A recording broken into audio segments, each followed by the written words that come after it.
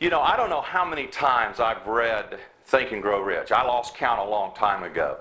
But every time I read it, every time I study it, I see something I didn't see before. I see some hidden principles, some hidden ideas. What I want to share with you today is the secret power of the pyramid. Now, I'm not talking about some mystical kind of pyramid power like, I'm not suggesting you go sleep in a pyramid or put a bunch of pyramids around your house or anything like that. No, these are a pyramid of some principles that will create incredible power. You know, the first chapter in Think and Grow Rich, after the introduction, is the very first principle. And it's the principle that Napoleon Hill calls desire. That's chapter 2, Think and Grow Rich. Now, he talks about desire and how important it is. In fact, he says desire is the beginning of all achievement. Desire is the beginning of all achievement. Now, he says, and he makes this reference countless times throughout the book, he defines it and describes it as a white-hot desire. White hot. The first couple of times I read that, I had to go look up. I wanted to know what white hot meant. I mean, I knew kind of intellectually what it meant, but I wanted a deeper understanding of it. When he wrote the book in 1937, or when he came out with the book in 1937, many people in the world were employed in these large factories where these big kilns and these big fires burned. And a hot fire, the hottest fire, is a fire that the color of it is white hot. So what he was trying to communicate in words of the day was you needed to have the hottest desire that you could possibly create. That's the first fundamental principle in whatever it is you want to do in becoming successful, is that white hot desire. Then you go to the next chapter and you find the second principle. He calls it faith. A lot of times will use the word belief. Belief and faith are cousins, first cousins. They basically mean the same thing.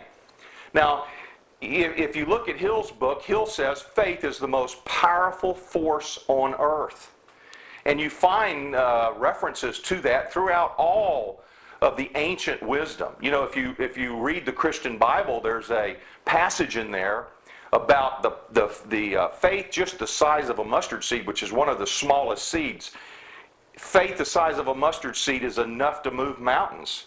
That was the example used there. That's a very, very powerful principle if that little bit of faith has that much power. And in fact, it does. You can do amazing things if you have belief, if you have faith. Hill says that those two principles must be present to have any type of success at all. You're not likely to move forward without both of those. Sometimes now, we won't begin with the white-hot desire.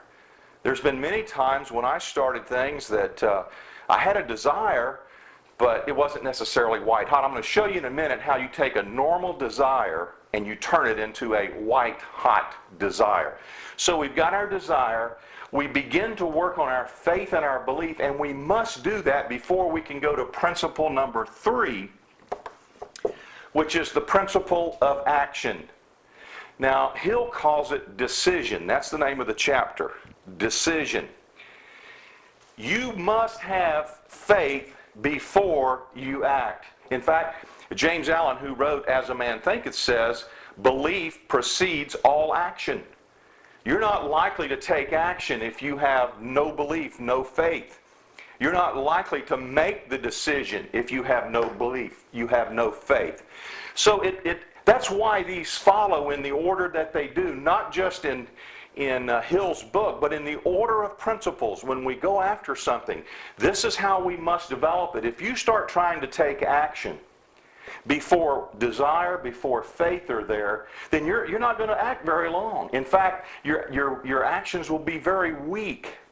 That you won't have a full commitment. You won't have that decision that Hill talks about having. So you start with the white-hot desire, you create a strong faith and belief, you then begin to take action.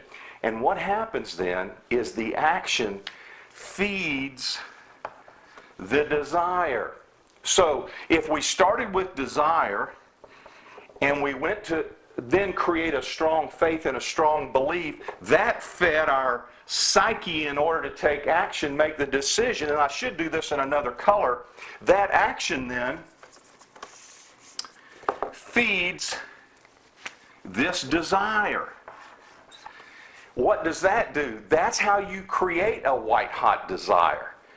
That action creates more desire. That desire then feeds my belief and my faith. And that does what? Creates more action. That pyramid power, that principle there is so amazingly effective. You know, when you start looking at action, Napoleon Hill says they studied 25,000 failures, in fact, 25,000 failures. And he says at the top of the list, the reasons for failure was a lack of decision, a lack of action. That's how important that is. But to get there, to do that, you got to start with this. So if you've got some idea or you've got something that you know needs to be done and you're just sitting there in the days, and this is not a time when you want to be frozen with any kind of fear or inertia or inaction. This is the time to be in action. This is the time of opportunity. These economic times that we're in now, the wealthiest people in the world wait for times like this. This is when they tremendously increase their wealth because there are so many opportunities out there now. So what you want to do is you want to get into massive action, not just action, massive action. And to do that, you must get this cycle started. Now, I'll tell you that once you get to this point, you can fool yourself. You can trick yourself. Because what's important, remember this principle. You might have learned this principle in science class. It's Newton's law of motion. And Newton says that a body at rest tends to remain at rest. A body in motion tends to remain in motion. As long as you have inertia, you're likely to continue with that inertia. But if you can create any kind of motion, any kind of action at all, you're likely to continue in action. So what I do is trick myself into getting into some kind of action. When I have a desire, I've created some faith. Now I say, what can I do? What kind of action can I take? And even if it's a small step, I go back to that principle of Newton. A body in motion tends to remain in motion. So what I want to do is do anything toward my goal that will get me in motion, that will cause me to begin moving toward it. By doing that, I feed that desire, which feeds that faith, creates more action, creates more desire. Now, you're looking at this and you're going, that's pretty simple, Vic. You probably already knew this, right? That's true. I was walking the other day with my neighbor, and we have some great walks in the afternoon, and we cover a lot of ground. We cover a lot of different subjects. And as we were winding up one day, we were talking about something similar to this. And, his comment was, we all know what to do. And that's true, we do. Most of us know what we need to do. It's doing it. And that's the question we ask ourselves is, why can't I do what I know I need to do? These principles are simple. We've probably learned them many, many, many times. Why can't we just exercise these simple principles? Well, there are many reasons for that. Sometimes it's a self-esteem issue. Sometimes we have this sense of unworthiness of being successful. We don't believe that we deserve success. And that's going to affect all of these elements. It's certainly going to affect our faith and belief. It's going to affect the action that we take. When we conquer the way that we process failure, it'll be very easy to do the principles. When we grow that self-esteem, it'll be very easy to do the principles.